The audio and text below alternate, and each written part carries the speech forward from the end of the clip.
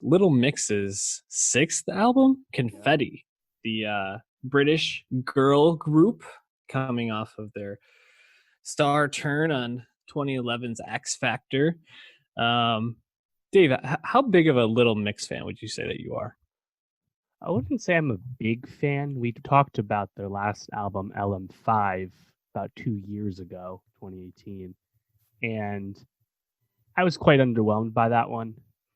Coming in, I think really disliked their hits, like Black Magic and Shout Out to My Ex. Some really big songs, some really good songs, but songs that are a little old at this point.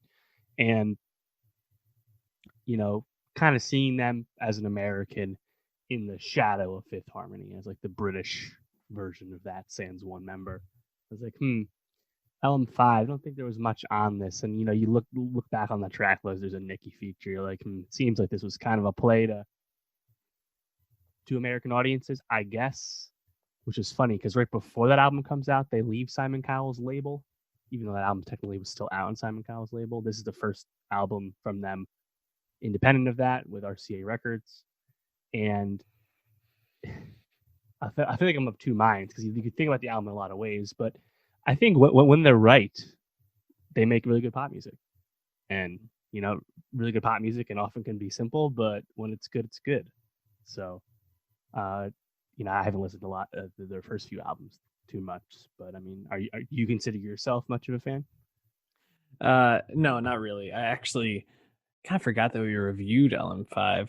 When I started looking through the track list earlier, I was like, oh, I remember this song or that song, but not a group that's really in my consciousness. And uh, it's interesting to come into this album, Confetti, with very much little to no expectations for them because I thought there was a lot to like on here, and I actually found this to be a pretty fun album to listen to. I think um, probably about like 6 or 7 of the tracks I thought were really solid. Maybe 4 to 5 of them I could have done without, but that's much better than I was expecting going into this.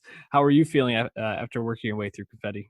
Yeah, same way. I think they just had a lot more songs that just hit. Like they had some bangers on Confetti, and they didn't really have any bangers for me on LM5. So, I'm pro banger. This was good. This is a good development.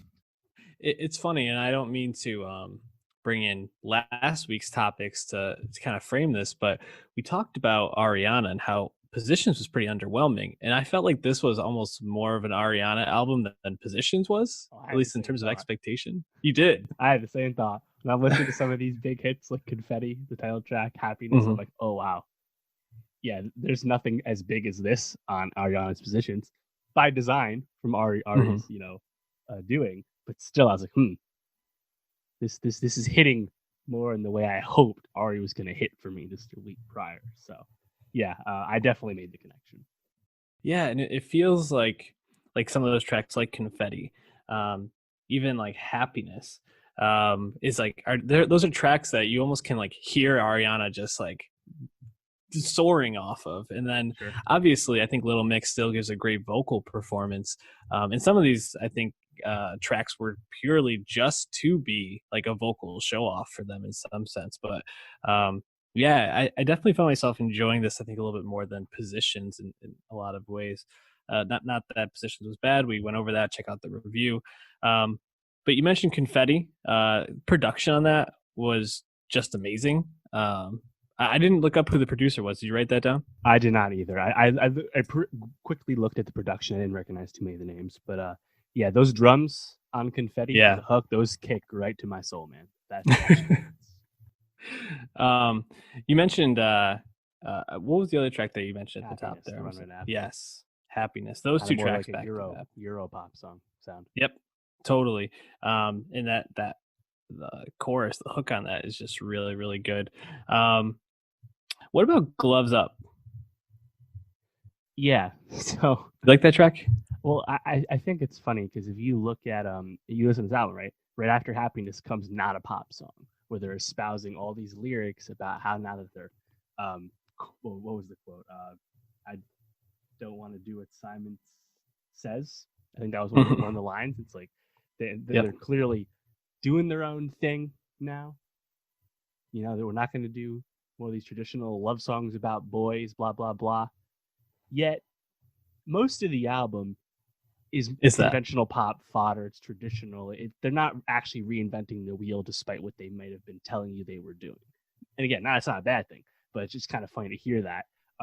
I think the back half of this kind of tailed off for me, including gloves up, because I think that the beginning is like just really high energy bangers, and it slows down a little bit. But like I like not a pop song, but like gloves up and like breathe, like it's all right. Like I think in those moments, I stick to like the harmonizing of the Mhm. quartet more than anything else. But when it's a little slower tempo, I'm not as interested. Yeah, I think a lot of that second half, like gloves up, my love won't let you down. Those actually feel like you mentioned. They aren't reinventing the wheel. Those songs feel super familiar because the reason I brought up gloves up is that feels almost like that song was meant for Sia, and then whoever wrote it was like, "Here, you guys can have this." Like, Yeah, and I think it still comes off really strong, but the beats, the general tone and just vibe of the song feel very Sia-ish. And then a song like "My Love Won't Let You Down" feels like that was almost intentionally put in for them to just like kind of show off their vocals, but there wasn't really much else there to the sure. track. Um, though, one song I thought was pretty good in the second half was "If You Want My Love." Something about that song just popped off. I think if there's one track off the second half that, J Lo. yeah, really sounds I yeah, also thought a Rendezvous had a strong hook as well. In general, yeah, most of the hooks on this are really good, and I think that's the thing in pop music. Even if the lyrics aren't anything groundbreaking, if the hooks are tight, the production's tight, and this is coming from strong vocalists, you're just going to hit a lot of boxes and fire off some serotonin. So um, again, like I don't know if I don't think they hit those ideals of changing who they are as artists. Maybe that'll come down the line as they get more comfortable in their new circumstances. But um, as far as big pop music goes in a mainstream way, there's a lot to like on this. And I was looking at this. I didn't realize that Blackpink, Jesus Christ, Little Mix. Sorry, I didn't realize that Little Mix has sold 50 million records worldwide, which is the eighth most of all girl groups and the second most in the UK behind the Spice Girls. Did not realize they're quite insane. that scale because most of those sales are international because they're not a huge seller, in the States. Mhm. But they definitely have quite the set of accolades already. 6 albums in. For sure. And I think the piece of this that really I wanted to ask you what is, does this album being, I think, much more in our range of liking than LM5 shift your perspective on Little Mix at all? Does this up their status to you? Well, yeah. Now it changed my expectations because now I'm just gonna Yeah. expect more bangers moving forward. Like before, it was like the bangers were more sprinkled, but this was high on bangers, so I'm gonna need more of those on album 7. Yeah, Yeah, no, I agree. I think like I said, my expectations for Little Mix in this were very low, and definitely raised the bar a bit. So I like that, and we'll be checking with them more. And also check out our Nostalgia Best of 2020 playlist, which will have Little Mix as well as all the music that we've enjoyed this year.